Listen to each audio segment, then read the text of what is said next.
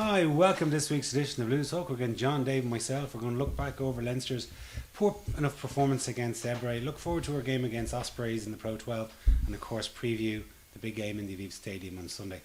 Well boys, we got our bonus point. We got 4 tries against Ebre. We've made very hard work of it.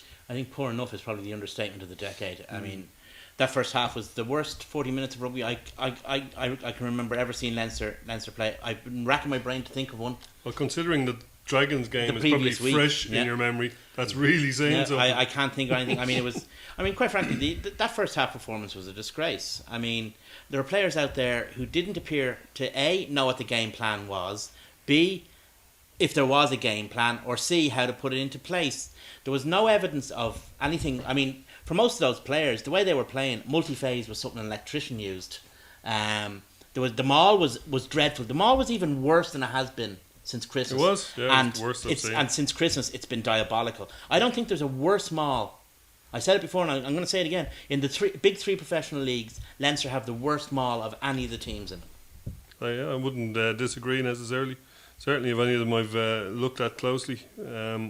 Funny thing is that there was it's the game plan really, because you could see some of the just after the first try, for example, there was a kick-off. Redden caught it. He box kicked. Their number 8 caught it, who ran through midfield. He went through both of our second rows. Galloped. And I think it was McCarthy got a hand on him, but it didn't look very convincing. Redden himself got one of his ankles and got him to the ground. There then followed a great little bit of play where there was a big hit from Teo. There was a turnover. Darcy got the ball. And there was all these little, where there'd be brilliant play, shit. Good play, great bit of play, kick out in the full. But sure, it was like there was no... Even the try that they scored, it was a great try. But it was shocking a defence. Great try because we made it look so bloody good with our appalling defence. Shocking. I mean, good bit of handling from their prop, though. In fairness. Yeah, but I mean, it's easy to do that when there's no pressure. Yeah, exactly. When your skills aren't under pressure, I mean, it's easy to. I mean, I can look like feckin' Serge Blanco if nobody's putting me under pressure. Yeah, he did offload out of the tackle over his shoulder, though. So that's any prop that can do that is not so much a tackle as a loose and fond embrace. I was very poor. I mean, and we said it before and we've said it again. I mean, it's not just. I mean, lots of people have to take responsibility for that. Obviously, first of all, there's the coach. Does he have a game plan? Is that game plan suited to the players? And is he communicating that game plan correctly to the players? The forwards coach. What the hell has happened to what was once the most feared maul in European rugby? Right? Yeah. The scrum coach is actually doing all right by the looks of things. Our skills coach, I mean, he should actually go up to his office in UCD and get a white piece of paper, and where it says kicking and skills coach, just put the piece of paper over the bit that says skills, because he hasn't earned the title this year. You see, O'Connor is coming up with the excuse now of, I've lost all of my coaching staff to the national team. I was going to say now, because I don't want to be one of these guys who just damns the guy without giving mitigation. That's a fair point. I mean, if you look at the sideline of an Irish match, it looks like the sideline of a Leinster match 2 seasons ago, because all the guys are gone. And he's also lost we were talking about the forwards coach and the maul. He's lost, that forward coach left. But at the same time, that's no excuse for the absolute ineptitude we've seen on the pitch the last 2 weeks. I mean, it's just not. I mean, it's one thing to do it 1 week against Dragons, and then the players come and they look at the video and they go, "Oh my God, we're so ashamed of ourselves as professionals. We really are sick to our back teeth of actually been perceived as playing that way. We're going to go out and apologise to the fans and to ourselves for our own self-worth by playing better against Ebre." And they go out against Ebre and they play even worse. But see, the thing that galls me though is that when you look like maybe a couple of years ago and you saw a match, you say when Cheika was in charge and he'd send out a very callow, essentially an A or an academy team over to Dragons or somewhere like that, and the team is just made up of these very young lads, and if they come out and they're hammered and they're beaten off up and down the pitch, you'd say, well, geez, the team wasn't good enough. Look at our team that we put out for the last 2 weekends. On paper, my God, there's 8 or 10 internationals. There's guys that have won NRL championships. There's fellas who've been on Lions tours. Guys with Super Rugby championships, 3 and 4 of them. Yeah. Kirshner has what, 2, 3 Super Rugby Championships? I mean, guys with a couple of Heineken Cups, there's a couple of Lions, like you say, guys played State of Origin and won the NRL. Jimmy Goppert, for all the thing, it was I think didn't his New Zealand team win the World Under-20 Championship when he was on it with, you know, a great New Zealand team. So there's guys there with a huge amount of experience and a huge amount of achievement. And I don't know, and I said it last week, but I don't like saying it. Are they bothering their arses on the pitch in the Leinster jersey? Mm-hmm. You'd have to question that. When they get, if we'll assume that there's some kind of game plan coming down from the coaching staff, do they have the wit to enact it? And if they do they believe in it? Why don't they believe in it? But it's funny, like there were certain people that really, I think, you know, were head and shoulders above everyone else. Like Luke Fitzgerald was, and you can just see that he's obviously been. There was a good article in the paper the other day about, you know, where he's saying he's there and thereabouts in Joe Schmidt's thoughts for a recall. He was blistering. But he was absolutely, and some of the lines that he was running was just fabulous. Also, when Keane Healy and Sean Cronin came on, you could see the intensity and the pace that they brought into the game and unwillingness to die on their feet or go to ground. But you got to expect class like that from, you know. You do, but there was other fellas that have equal pedigrees that those lads that weren't either. And I think I mean, over the years of watching Leinster, I mean, to a certain extent, all you want from the team is all they have. Whether they win or lose, as long as if they don't leave anything out in the pitch, that's fine. And I don't get that sense from this team. I just don't get it. You know, someone like, say, Fanning was criticised because, oh God, he's 27. Imagine being 27 years of age and didn't come through the academy. At least I feel that man gave 100%. Right, he's not the most talented fella. There's a good chance he won't be on a Lions tour in a couple of years' time to New Zealand. But he gave his heart and soul when he was picked in the 14 jersey. This fella's been picked, I felt, in the last 2 weeks that have kind of let the jersey down, and there's some very famous people who've worn those jerseys in the last few years. Like I said, all I want from Leinster players is everything they have to give.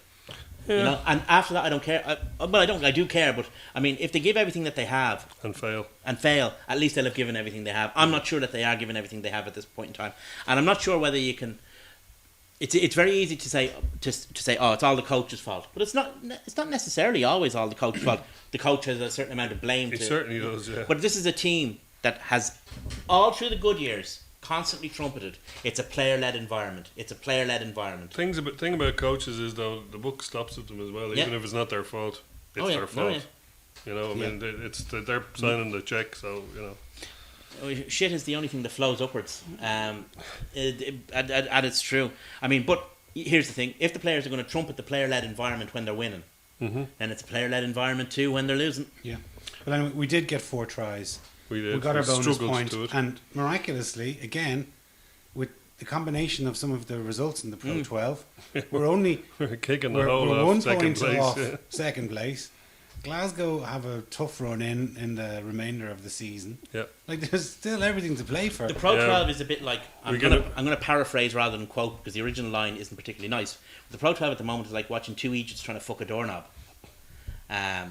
You know, it's just. Teams are falling over with themselves to not be competent.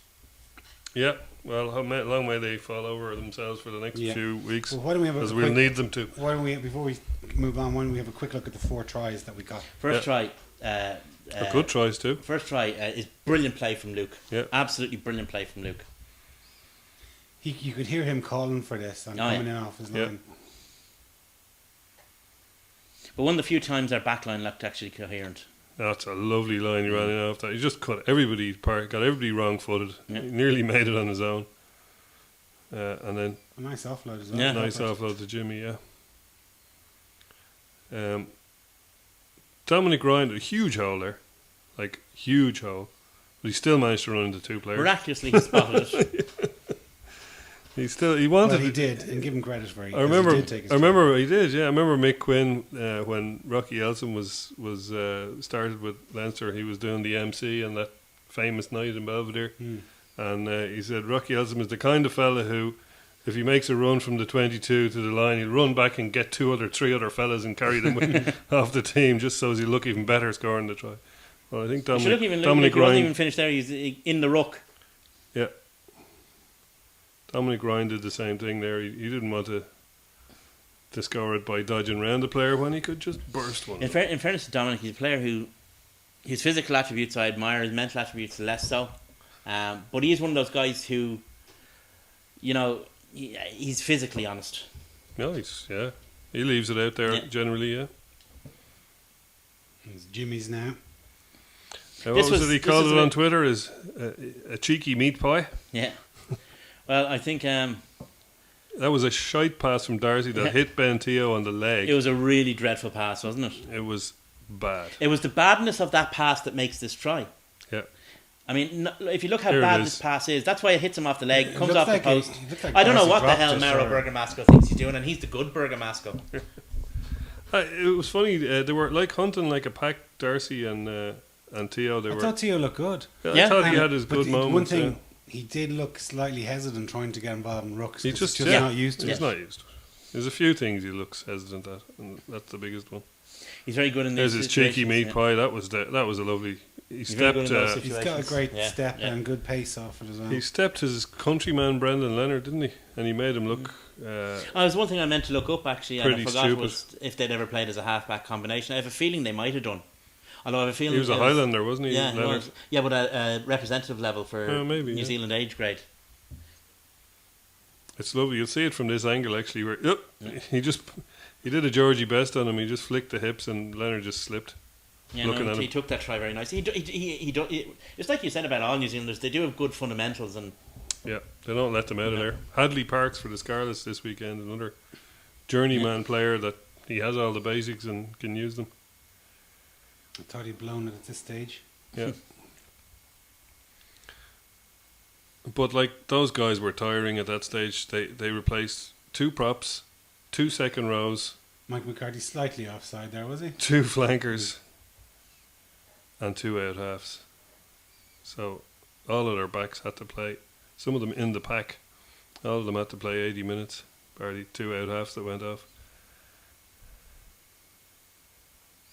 yeah, they got very narrow. That was a didn't they? nice pass. A little bit high, but it was a nice pass from Jimmy Goppert. They've been criticised a lot for letting the ball out to the wings too fast, but that was one of the times when it needed to go fast, and Luke got on the end of it. Well, skip pass is one of those things. It always looks good, but it's not always the right thing to Yeah. do. And in this case, it was. Well, Yeah. if the defence comes in. 3 I'll on get 0 like there. that. Once the shooter came up,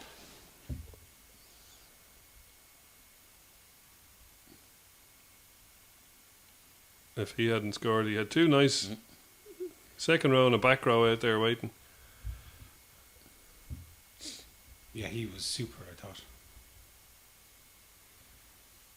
Luke Fitzgerald Deserved a try. is absolved from almost all criticism just by his. Well, in fact, he's just excellent. He exudes excellence. Does.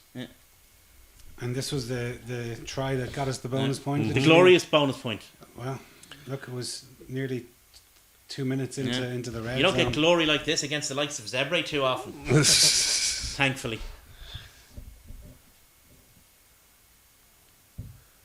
They were out on their feet at this stage. Oh, they really were, Their yeah. number 8 in particular, he was one of the 2 forwards that had to play the whole game. And he's not a guy who normally plays 80 minutes. I was about to say he's a huge guy, so he's he's in oxygen deficit, just tying his shoelaces,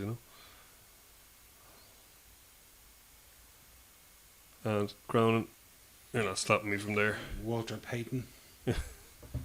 I think he started kind of going, yes, I've scored a try, and then spiked the ball, realising there's not much to celebrate here, to be perfectly Yeah, honest. he was grumpy. He was angry from the minute he came on the pitch, and I could see him at one point going down into a scrum, and he turned and looked up at the clock. Yeah. I think there was about 7 minutes left. You could see he just wanted to get the job done, and he did. Well, at least this week they showed some ambition to try and get the bonus Yes, point. no, in Whereas fairness, last no, week yeah. we seemed to switch off and accept our fate. Yeah, But- no, that's a fair point. It's true, but Only offset by the fact it's fucking Zebre. and not only is it Zebre, but Well, it's Zebre It with was Dragons last week. Yeah. Like That's only good. one, Last week it was fucking one Dragons. notch. It was one notch above last week. well, it's a scrum half playing out half with another scrum half inside him. It's a back row and a replacement second row in the second row. It's a full back and a hooker on the flanks. Like it's patchwork quilt of a team. They like, were a bit mix and gather 'em all They right. were. It was unbelievable. the team they had by the end of the game. So We're quickly going through some of the other results. Edinburgh, obviously, we mentioned earlier, they were beaten by Ulster, but they had chances to win that game, to beat Ulster. And 13 men Ulster, yeah. And there was one red card that looked pretty nasty. Yeah, that was what's his name, McCluskey, who will obviously get a looking at. Maybe whether he gets little holiday. a ban or not, we don't know. Ulster were very lucky to win that game. Edinburgh were a little bit naive against 13 men. 13 points. Their kicker, yeah, he was having an off day with the boot, and I think that's what basically did it. But the Scarlets, they really gave it away. A couple of tries in the last few minutes to Munster to get the try, and if Keighley had got the second last conversion, they could have won the game. You know, but that was a good result for us. Kind of kept more or less taken. Goodish result for us. Goodish result for Connacht. Goodish result maybe for Munster as well, because Scarlets had been going quite well at home. Yeah, it does knock them back a bit. Scarlets drew with Ulster in the first game of the season, and they haven't lost in Scarletania since 2013. So we'll have a big ask in 2 weeks' time. They have been going well. So I mean, goodish result all round for you know. I mean, and Scarlets will probably go, well, at least we didn't lose to Munster. And then you had I actually saw all the provinces this week, and I saw the Ospreys Glasgow game. The other provincial game was against the Dragons in an absolute bath. They were playing in a bath, and they managed to hang on against 14 men. It was 14 men from, I think it was only about 20 minutes into the game. That was another nasty one with raised elbow. Yeah, that was real snide. Really, wasn't it? Yeah. It was just. I don't think he hit him particularly hard, but it No, was but just still, totally it was blindsided. To Yeah, raise your elbow to give it in the back of the neck. it's cowardly act. It's cowardly. It was pretty bad. So he deserves what and he lost the game for his team because they played bloody well. And if they had had, it was a bit of a squeaker, like. But they just ran out of numbers. if they had half a player more, they would have won the game. You know, if they had a little scrum half instead of a very big second row. Maybe they should sign Peter Stringer. And Glasgow beat the Ospreys, so that kind of takes. I think that's a good result for us. Well, because the Ospreys have a very easy run in comparatively. The Ospreys have lost their last two matches. They were top of the league 3 weeks ago. Yeah. Now they've dropped down to 5th. Yeah. We're obviously going to have our work cut out to play them on Friday, particularly. Willow Park under 13s, we'd have our work cut out at the moment. Yeah, true. But we're not going to get many of the international. We're not going to get any of the internationals to drop back, to filter back. 1 to 30, we'd be lucky to have any of them, kind of thing. We have the players though, and you know we should have a better team than the Ospreys on paper. They're at home, and we are in disarray, shall we say? So we'll be puxed. They are a team that even when we're not in disarray can play. Yeah, they have their dust off their how to play Leinster book again. We've won so rarely there. Like we haven't beat them since 2009 in the league. I think we beat them the Heineken Cup a couple of seasons ago. But like, if you look, I mean that's one win in 5.5 years. Yeah. Over there. If you look at the run-ins, Glasgow have a run-in from hell. They've all the provinces to play. 3 of them away. They've Ospreys away. Ospreys have currently got a hard run. They had Glasgow away, us at home, and Munster at home. But once they get through that patch, they have a fairly handy run to the end. We are in a position where we can just about afford to lose one of our 7 games. That's it. If we lose the second one, we're not getting a home quarter final. Yeah, I know.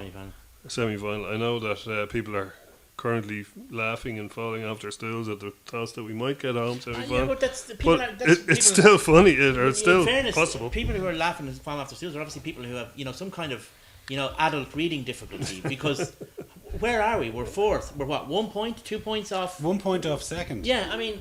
Anything's possible, Dave. I'd like to be an optimist and think we can do it. But teams are going to take points off each other. Like next weekend, Munster play Glasgow. Like who knows what way that match is going to go? Because Munster are going to contribute a good percentage of lads into. There'll be a lot of guys. 3-3 draw, please. Possibly. Ulster play Scarlets. Scarlets could come back and give them a go. I don't think they will. And I think Ulster will be without Mr. McCluskey anyway. Yeah, Ulster are at home though, so and they've a full house in Ravenhill. which is pretty good during the Six Nations now. Hats off to them. One bit of news that we obviously didn't cover last week was Geno announcing his retirement from pro game. Yeah, Weekend. it's a sad day. It is, but he can have a very, in a few years' time, he'll sit back and he'll count all those medals, and he's got some fine collection of them. 3 Heineken Cups, 3 Pro 12s, an Amlin, 2 Aviva Premierships in England. Has he 2 or 1? Well, He's at least 1 yeah. anyway. The reason why a lot of Leinster players have a lot of medals now is at least in significant part down to the return of Leo Cullen and Shane Jennings. The reason why we're so pissed off at the moment at the low standards of Leinster are because of the high standards set by Leo Cullen and Shane Jennings. We talk about Ethan Asea, we talk about Felipe, Rocky Alstom. Shane Jennings and Leo Cullen were, perhaps the most important signings Leinster made. Signings from outside. Yeah. Or re-signing them anyway were the most important decisions made by Leinster Rugby. Absolutely. And, I heard him interviewed saying that he hasn't been able to do weights on his upper body for the last few years. I mean, geez, that's tough going. The guy is also he's as tough as nails, so he's not one to take a backward step, as we all know. So that his body, that he's going to get out of it with his body intact, is a good thing. Even if he is to reach 33 as a professional player and play for whatever 15 years or whatever he played, and to have done and achieve what he did. I mean, the only proud of that. The only kind of hole in his career is at international level. Yeah. And that's unfortunate. He was so unlucky just when he I think he was playing against Australia and he broke his arm. Yeah. He had a few. He just New Zealand, I think, was it New Zealand? But he was up just against broke into the team. He was then. up against great players. You see He that was, for that but- position. I mean, but- David Wallace was there, and then Keith Gleeson. just as he Keith Gleeson, and then he thought maybe I'll get a bit, and then Sean O'Brien comes along, and But- he was just very But I unlucky. think, people mentioned how much of a team player he was in the build-up to the World Cup in 2011. Oh yeah. Whereas, he repped Pocock for Australia and Warburton for Wales, and put his body on the line in those training sessions. And apparently, the team wouldn't have. He put in such an effort that they were in awe of how much punishment he was taking on his body on those training sessions. Well, he seems to have a very high pain threshold, and maybe that's not always a good thing. No. But It means you got to retire at 33. unfortunately, another player retiring this week is Damien Varley, and the advantage, unfortunately for Damien and fortunately for Shane is able to retire on his own terms. He's able to choose the method of his departure, whereas unfortunately for Damien Varley, he isn't, because obviously he has to retire due to injury. Well, you'd rather be Shane Jennings than Damien Varley, certainly, yeah. but it's when Dennis Hickey retired in 07, he was even 2 years younger than Shane Jennings, and we were thinking, like, why? He's obviously got more to give, and as it turned out, if he'd have gone till he was the same age as Shane Jennings, he probably would have had a Heineken Cup medal in his arse pocket, which didn't look that achievable in 07, but it was his decision at the time, and I'm sure he doesn't regret it, and I'm sure Shane Jennings, once he gets over the initial shock, won't regret it, because let's face it, he owes us nothing. He did it all. He left it out on the pitch, like you said earlier, and it is sad and all as it is to see him go. I'm glad to see him, like I was last year with Bod. I'm glad to see him go with all his faculties. Yeah. So anyway, turning our attention to the big game on Sunday. We've kind of a poor enough record against England over the last number of years. We've lost the last 3 Six Nation games, and we lost. I know it was World only Cup friendly, warm-up, but it was only friendly. But still, it's 4. We lost 4 in the bounce. 4 in the bounce. And that hasn't happened certainly for the last 15 years. I'd say that we've generally haven't let that big a winning sequence. Since build up. 2003, we've had a very good record against England. And this week is going to be, there's going to be a fag paper between them again this week. I don't think there are 2 more evenly matched teams or coaches in the Six Nations than Ireland and England. We had wondered about Lancaster in the run up to the Wales game, and I think he answered all the questions we had. So we're in a situation now where it's, it could come down to something as, apparently trivial or small as the extra 0.5% one gets from being at home. But they have such huge numbers to choose from. Yeah, that's always trotted out. Well, it's true. Look, it is true. Brown is injured. and they can bring in Good, or they have a second division that they can go into Yeah. to get somebody from if they want to, if Yeah. they feel he's playing well enough. You know, we've 4 teams, and that's really where our That's true. talent lies, and it is Well, a we've still got disadvantage. the most awesome depth that we've ever had in our Well, history. we do, but I'm just saying that I think both countries have taken a different approach in terms of how they enumerate their national team. England have gone for the throw numbers at it approach, If you've got it, flaunt it. whereas Ireland have gone for the highly concentrated approach. Who's to say which is right, which is wrong? At the moment, they both seem to be squaring up very well in terms of success. On the two coaches, I have to say that I think Joe Schmidt is technically a much better coach than Stuart Lancaster. What Lancaster seems to have is the bit of the Declan kidney thing where he gets their mindset bang on every time. He seems to be able to get them to play. Like for a start, we're trotting it out all the time that he got rid of that typical arrogance. Like when England came to play a Grand Slam decider in 2003, before the 2003 World Cup, which we all remember sadly too well. They were one of the most arrogant teams, and it probably suited them at the time. Under Clive Woodward, they had a swagger, which they don't have anymore, but in a good way. But you're even going back 4 years ago. The T-shirts made up for the Grand Slam. You know, that's only 4 years ago. I know, yeah. No, I wouldn't necessarily. I mean, every country does But that. look, yeah, They don't put pictures of them on the internet. no, somebody yeah. leaked them, I'd say. I'd say other countries might have better security guards. Yeah. But that's where he has the edge, because tactically he doesn't look to be that incredible. His forwards and his backs coach don't look to be that creative. He's fallen into having the good back line. The other side of it is that he seems to have, through a process of elimination, got it come up with maybe the best 9, 10, 12 available to him. And he may get luckier still in terms of the wing slots. In terms of a further process of elimination, but you can say that, but at the end of the day, the guy is the coach, and that's his team on the pitch. Absolutely. And I can't think of better players in many of those positions in England. I'll say one thing though: when they had Manu Tuilagi and Brad Barrett in the centre, they may not have been as creative. But by Jesus, where you're not getting through them. Nowadays, you've got to think that a guy like Joe Schmidt can think of a way through that centre partnership. Threatening and all as they are when they have the ball in hand. Hopefully it's a bit more than just kicking it away, and hopefully we'll get them. Well, I don't care if it's kicking it away or if it's what it is. As long as they win the game. I don't think they're not. You're not going to kick. They're going to be overly cautious, and they are going to kick. I mean, it's our. You're not going to kick so wildly to the English back three, even if Brown is out, because Alex Good is obviously an excellent replacement. I'm not as big a fan of him as you, Dave. I think he's very good. I think there's a bit. He's a very good player, but there's a bit of a step down from Brown in my. No, I'm not sure that the step down is so vast, but I still think he's. I mean, he's one thing he is very good at. Whether you think he's good or not, is he's superb at the basics of the fullback play. Good catcher, good tackler, good kicker. He mightn't have that I don't know that violent need to get forward with the ball that Brown seems to have. Has, yeah. But maybe Good is a better kicker of the ball from hand. I would suggest that maybe he's one of the best kickers of the ball from hand in the Premiership.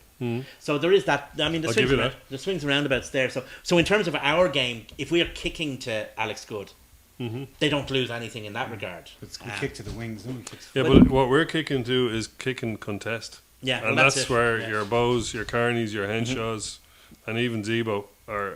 That's where we have the Indian sign on many teams. So, to say we're not going to do that is crazy, because it's one of our strengths. Okay, we don't want to do it all game, and we would like to set up a few nice little fancy forward backs moves at some point. But I'm sure we will. I'm sure Joe Schmidt has a plan to carve open. To be honest with you, I don't two care centres if there, Ireland Burrell bore everyone so much exactly. that 3 hours after the game is over, the entire stadium wakes up out of its stupor to see that Ireland have won by a point. Exactly. Because that's all we need to do. Exactly. Because and that's the important thing, Dave. In this game, that's the beauty about the Six Nations. It's the purity of it. It's binary. Anti-rugby. Do you not think it's anti-rugby? Yes and no. Yes I mean, and no. Kicking the ball away to hopefully that it'll bounce off their shoulder. You're kicking the ball away in the hope to regain it. For bouncing off an opposition shoulder. The name of the game is rugby football. Well, you're kicking the ball The away. difference is your God gave you hands and feet. you can pass the ball too. You can use the ball to drop it to your feet, your hands to drop it to Exactly. your feet. Well, I mean, the way the game has gone, we're blue in the face saying it. It's so hard to get through the fences. You've got to chip them. You've got to kick the contest. You've got to kick for territory. You've got to all of those things. I agree. Have to be part of your But game you know plan. what? At some point, you can have to actually open up. pass the ball as well. Of course like, you can. Like do if you go back again to 4 years ago when we beat England in the opening sequence of that game, they kicked off to us. We caught the ball. There was a penalty. Redden took a quick down the narrow side on the left hand side, tapped the ball to himself, ran and passed it to Sexton, Redden and Sexton were awesome. who ran Yeah. and caught them off guard immediately because they Yeah. weren't expecting it. And the way to win rugby matches is to do something that your opposition isn't expecting. I'm sure Oh, we and will. I'm sure we will, and I'm sure Joe Smith will. But what I'm saying is, you have to look at the Six Nations is a tournament where the ends justify the means, because of the nature of the tournament. Because it's one game, not a home and away, it's one game, and because there's no bonus points or anything like that, it's just you win or you lose. The other thing is, when we won our Six Nations last year, we still had Brian O'Driscoll. Yeah. The creative force that is Brian O'Driscoll. Okay, he wasn't playing like he did in 2005 or We probably had 7 more or whatever. offloads in the match against Italy than Ireland have had in the first two games. But Ireland had 2 offloads against France. now we've got Payne and Henshaw in the centre who having a handful of caps between them. They haven't played together more than a few. So South Africa and the first two games, it's three times they've played together. So you've got to expect that as that beds in. Plus we've only just got Sexton back from 3 months. Yeah. So with that kind of a 10, 12, 13 axis, you're not going to be flashing the ball around. You're not going to be taking risks, because your stuff is just so instinctive because you're playing together so long. And that's before you even... Darcy, take into- Sexton and O'Driscoll were doing that last year. This year, you don't have Darcy and O'Driscoll. And that's before you even take into account the quality of the opposition. Yeah.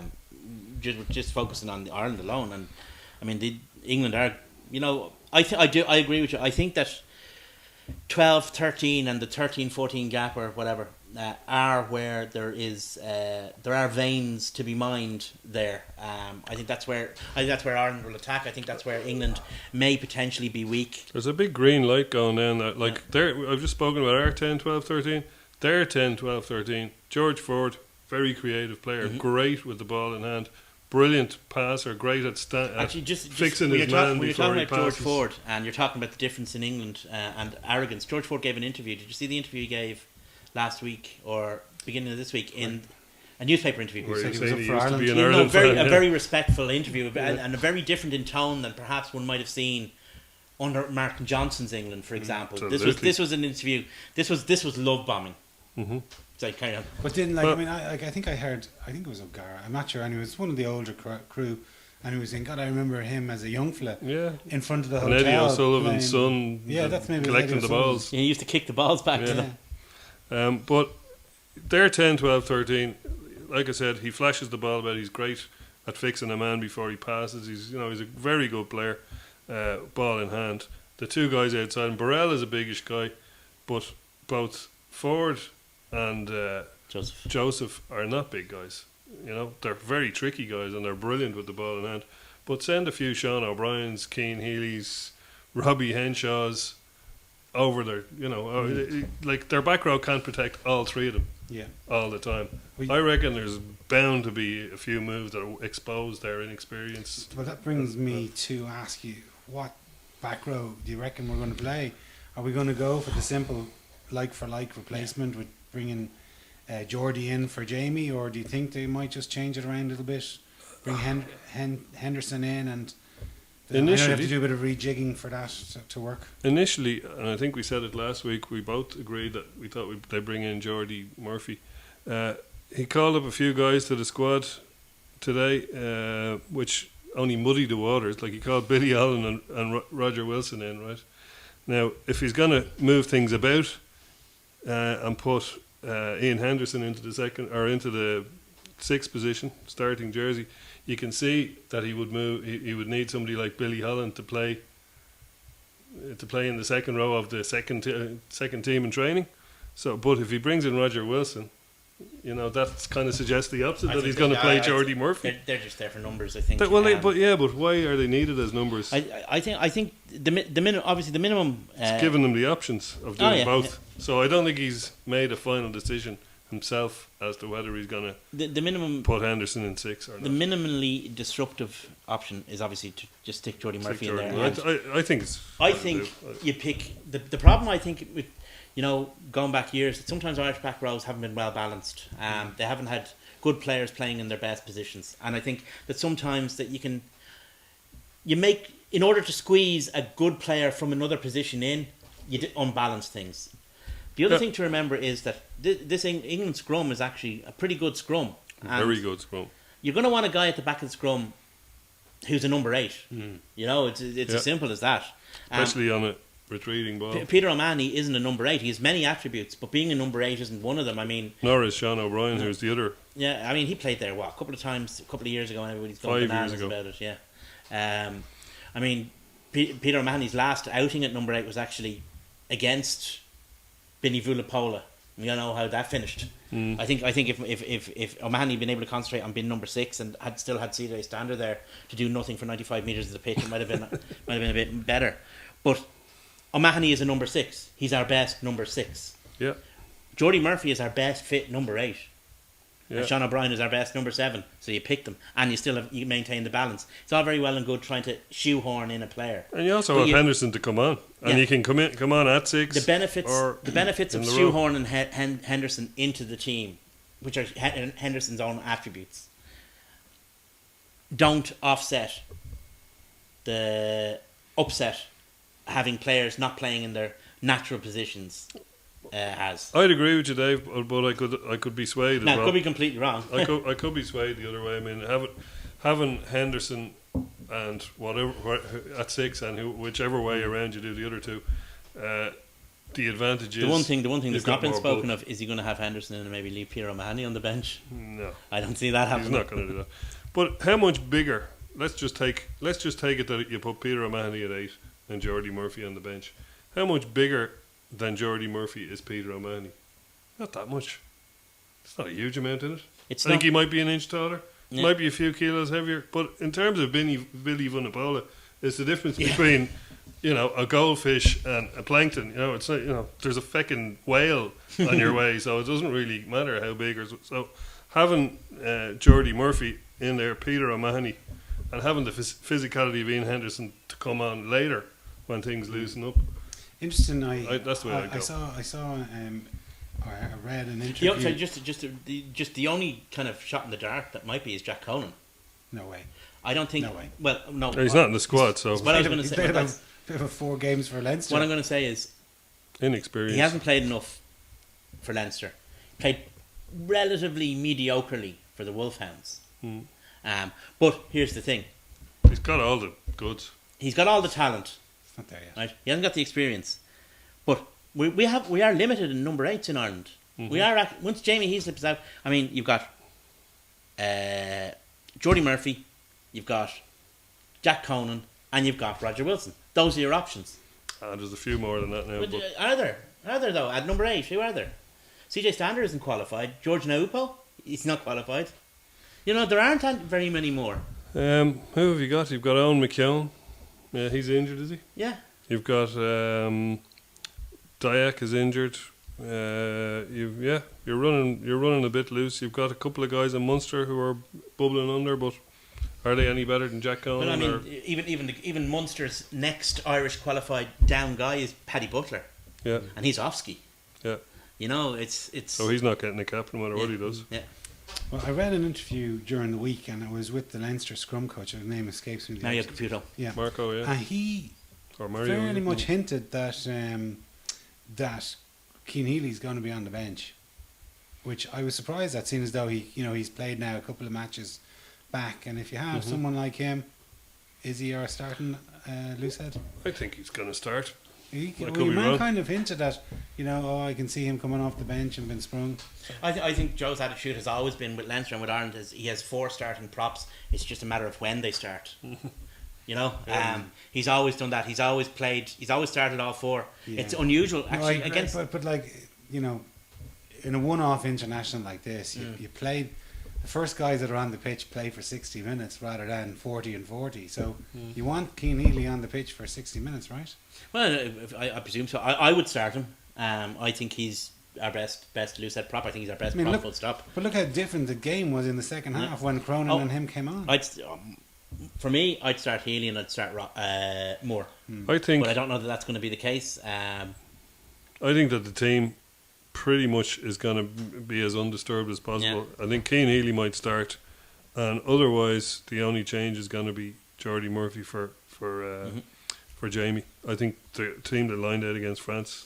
Any chance will that start. Cronin could come in for Best, considering Best's, I don't know, And rush of blood to the head against France? Strauss is training with them as well, so you just never know. There could be any kind of I a can mix see up them there. wanting Best there for his leadership, but like Cronin just looks on fire when he has He the is ball. on fire. Mm. Unfortunately, And you know, it probably sounds extremely Leinster biased. But the one area where Ireland are really dominant in all the stats charts is out of touch. Which has traditionally been a weakness for Rory Best. Yeah, But it's Ireland been one have for Ireland Sean lost Cronin line too. out this in the tournament so far. I think they might have lost one in the entire tournament thus far. And Armagh, Plus- and he is the king of them all. and he can also hook the ball. Yeah, Very yeah, well. That's another issue as well. So but and added that's to that, one weakness that Cronin has as a Yeah, hooker. yeah, I I mean, added to I that, agree. Cronin can come on like we saw yeah. the other night And and the game is just broken up, yeah. tear the shite out of whoever. I mean, you bring on He's- 50 minutes, 55 minutes, maybe even an hour. You bring on Healy and Cronin and Henderson. That's a hell of a lot of wrecking power coming onto yeah. the pitch at one Isn't time. it strange though how, like Schmidt, I wouldn't say invented that tactic. He certainly didn't invent it, but he used it to its full advantage with over the 3 Jennings years he and, was bringing everyone on, bringing a brand new front row in, bringing in back Yeah. rows, and you know, really using all the guys that were available to him. He's And the you- guy who made the tactical substitution as opposed to substitution for injury or Yeah, tiredness. but you think a back- thing in Irish But rugby. you think back to a couple of years, 8 years ago, 7 years ago, I remember seeing an interview with Eddie O'Sullivan after we played one of the World Cup matches, and it's who's on the bench that's better than started? Well, he's got fresh legs, perhaps. Might have. Well, there's very little, like even on the bench. There's a possibility that Boss could retain his place ahead of Redden. Don't think so though. Redden started the game badly against Zebre, but he kind of. Boss is actually playing well at the moment. He's And playing a Boss, lot I was better- about to he's say, playing a and lot Boss better is than Redden. playing quite well. So you could see that Boss Yeah. might. And I have a feeling that this is a game where He might the need scrum to- half who serves the pack best. Might need the power of Yeah. us rather than the breaking up the game. If there's- you're chasing the game, you'd want Redden to come on, but if you're not, if you're trying to defend the game, you'd want Boss to come Although in on. fairness, if you're chasing the game, you still want Conor Murray there. Well, yeah, but if you're going to change your scrum half, A Yeah. stringer. No. the only other place I think that's up for grabs is the 23 jersey, and there are now 4 players in the Irish squad that are in contention for it. You've got Keith Earls, Luke Fitzgerald, the incumbent Felix Jones, who seems to be flavour of the month with Joe Schmidt, and is, I'm not saying he shouldn't be, and then you've Dave Carney as well. So that's 4 seriously good players, Well, all you see, the thing is- contesting the Possibly last McFadden, place you on the could say. bench. If Well, if a McFadden, guy I don't is- think is in the squad. If a guy is flavour of the month with Joe Schmidt, there's a reason why he's flavour of the month with Joe Schmidt. Yeah. Joe Schmidt doesn't pick guys on a random basis. Mm-hmm. If Felix Jones has been picked, it's because Felix Jones is doing the right things for what Schmidt wants him to do. So at the moment, I don't see any reason why he'd change it. Now, he might want something different for the England game. He might well But do. from what we've seen thus far, I see no reason why he would want to change Felix Jones out of there. Yeah, I think that both Earls and Fitzgerald are looking very good. And to be honest, Dave Carney ain't looking so bad either. No. So I can see Earls or Fitzgerald. Probably Fitzgerald will shade it, and I can see Fitzgerald at 23. So they're depends really what he the wants. the only other call is who's going to come into the back row sub, and it's probably Tommy O'Donnell if he's fit. Mhm. The only other contenders are Dominic Ryan. Jack Conan. No, Jack Conan's not in the squad. He's not in the squad. He's not training with the team. Is he not so training with them now? No. Alright. McCarthy is, so if they were going to play Henderson at 6, then you could see Geordie Murphy on the bench. Mm. But again, I don't think they're going to do that. I think they'll go with Tommy. I think it'll O'Donnell, be Tommy O'Donnell. Because if they do go, they're going to have to. If they put Henderson starting, they're going to have another second row on the bench. O'Donnell's a good guy to have because he's another one of those guys. Because England, sometimes I don't know if it's not something they do at the moment, but they have in the past used a Croft-like player to come on with pace to spread the game a bit wider. And Tommy O'Donnell can either fulfil or nullify that role for us. Yeah, don't forget, good old Ian Henderson has a serious bit of pace, and he's that's true. he's bigger and taller than Tom Croft, and probably just as fast. I don't know if he's as fast as Tom Croft. Well, Croft is serious. Croft gas. is very serious. Serious gas, toe. okay, but he is very fast for. Oh yeah, Henderson's great. I think big it'd guy. be O'Donnell. He'd be the one I'd go with. I mean, the reason he wasn't on the bench is because for whatever reason Schmidt tactically preferred Murphy. If Murphy starts, then obviously O'Donnell's the next man up. Mm-hmm. Well, if it was me, I'd be picking Henderson on the bench and Tommy O'Donnell. Yeah, same here. Yeah. That's what I go for. Yeah, I think so. Did any of you hear the comment? It was a good ludicrous comment. I think that Sean Edwards came out with about why he wasn't the ban. Yeah, he's just pumping. We the don't ref use for it. that. He's just pumping the ref for the game against Wales. We don't use it, so let's make it illegal. It's basically the gist of that. And Gatland and his mind games being filtered down to Sean Edwards. Does raise an interesting thing, though. We've been discussing how you get the game away from favouring the defensive side so much. And one of the things that's come out, I think I heard Eddie O'Sullivan talking about it, is bringing tackling down lower. So, in other words, it opens up the offload. Because that's what rugby league defences have been for years, trying to kill the offload. 20 years ago, we all tackled around the waist or lower. Nowadays, it's up high to try and either poach the ball or kill the Interesting. offload. Interesting you said it because George Ford's father, Mike Ford, was interviewed and they were talking about Burgess adapting into rugby union. He said he's finding it a bit frustrating because in rugby league he's used to getting 20 opportunities, whereas in rugby union he's getting 2 to 3. Yeah. And when you think that's an offload possibility, 20 times. Whereas in rugby union you're getting 3. So in other words, we've taken rugby league's defensive tactics and to the nth degree, maximised them so you can't get. So that could open up the game. Whatever about the ruck contest and the breakdown and contesting the ball on the ground before it turns into a ruck. But if you've got tackling, I don't know whether you go waist high or whether you go below the ribs or where. It's hard to. It's very hard to legislate, but it's an interesting idea. I'm not saying make it law the day the World Cup play it on a finishes. computer and be fine. Right? I'd rather sign Peter Stringer than have a game like that. Well, what else would you do? You can't like. It's have a game like that. Peter Stringer, the terrorist. Get rid of props. Get rid of wing forwards. What do we do? Play with 13 lads. Well, Exactly. actually, Get rid of lineouts. make it 11 lads and just have a round ball instead of a rugby ball. That's now you're getting. Instead of having to somewhere get it over a line, they have to get it into a net. Yeah, perfect. Yeah. here. Okay, you've Anyway, convinced me. boys, thanks a million for your time and thanks very much for watching. Cheers.